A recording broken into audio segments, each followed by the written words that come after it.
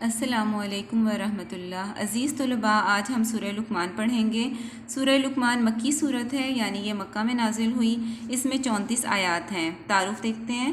سورہ لقمان مکی دور میں اس وقت نازل ہوئی جب کفار مکہ کی مخالفت اپنے عروج پر تھی، یعنی مکہ کے جو کفار تھے، کافر تھے، وہ پوری کوشش سے اسلام کو روک دینا چاہتے تھے۔ وہ مختلف ہیلوں، بہانوں اور پرتشدد کارروائیاں یعنی ہر طرح کے ظلم اختیار کر کے وہ اسلام کی نشر و اشاعت ہوتا ہے پھیلنے سے روک دینا کسی چیز کو، ٹھیک ہے، نشر و اشاعت کا راستہ روکنے کی کوشش کر رہے تھے۔ اس صورت میں چونکہ حضرت لقمان کی اپنے بیٹے کو نصیحتوں کا تذکرہ ہے، اس لیے اس صورت کا نام سورہ لقمان رکھا گیا ہے۔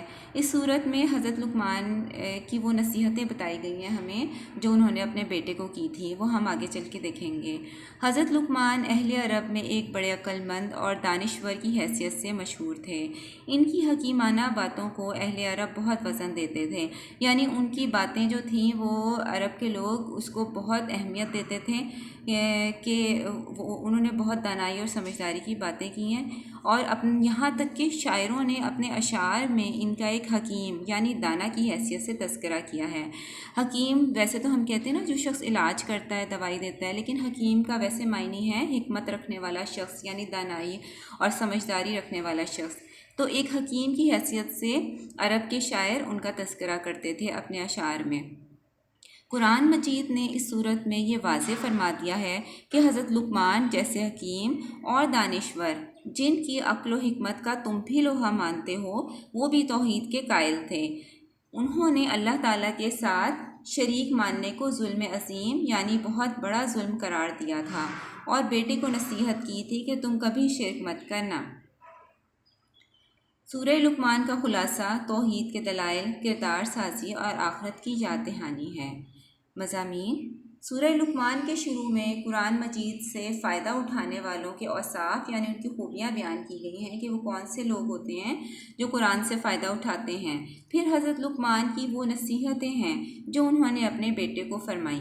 انہوں نے اپنے بیٹے سے کہا، اے میرے پیارے بیٹے، کبھی شرک مت کرنا، نماز قائم کرتے رہنا، خود عمل کرتے ہوئے دوسروں کو بھی اچھے کام کا حکم دینا اور برے کام سے منع کرنا۔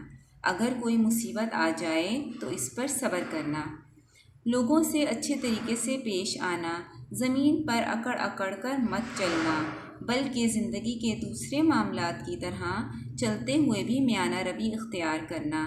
جیسے چال ڈھال میں میانہ روی اختیار کرنا، اسی طرح بولنے میں بھی میانہ روی اختیار کرنا اور اپنی آواز کو دھیما رکھنا۔ یعنی کسی بھی معاملے میں اللہ تعالیٰ نے ہمیں ایکسٹریم رویے سے منع فرمایا ہے۔ ہماری چال ڈھال بھی متوازن ہونی چاہیے، ہمارے دوسروں کے ساتھ معاملات بھی اسی طرح اچھے طریقے سے ہونے چاہیے، اور اسی طرح زمین پر اکڑ کر بھی نہیں چلنا چاہیے۔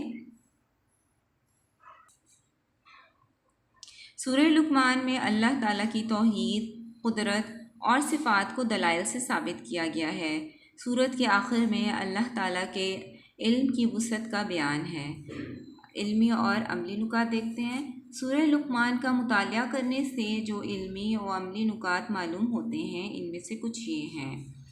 حکمت و دانائی کا تقاضا ہے کہ سب سے بڑے محسن اللہ تعالیٰ کا شکر ادا کیا جائے، یعنی سمجھداری کا سب سے بڑا تقاضا کیا ہے کہ ہم اللہ تعالیٰ کا شکر ادا کریں، کیونکہ وہی ہمارا سب سے بڑا محسن ہے، اس نے ہمیں پیدا کیا اور ہر طرح کی نعمتیں عطا فرمائیں۔ شرک سب سے بڑا ظلم ہے۔ ہمیں اپنے باپ دادا کی اندھی پیروی کے بجائے اس شخص کی پیروی کرنی چاہیے جو اللہ تعالیٰ کی طرف رجوع کرنے والا ہو۔ یعنی اگر ہمارے باپ دادا ماضی میں کسی ایسی رسوم و رواج کا شکار تھے جو کہ جہالت پر مبنی تھی اور جن کا اللہ تعالیٰ نے حکم نہیں دیا، تو ہمیں ان کو چھوڑ دینا چاہیے اور ایسی شخص کی پیروی کرنی چاہیے جو اللہ تعالیٰ کی طرف رجوع کرنے والا ہو، ہمیں اللہ سے قریب کرنے والا ہو۔ انسان کا ہر عمل محفوظ ہے اور قیامت کے دن ان کا نتیجہ نکل کر رہے گا۔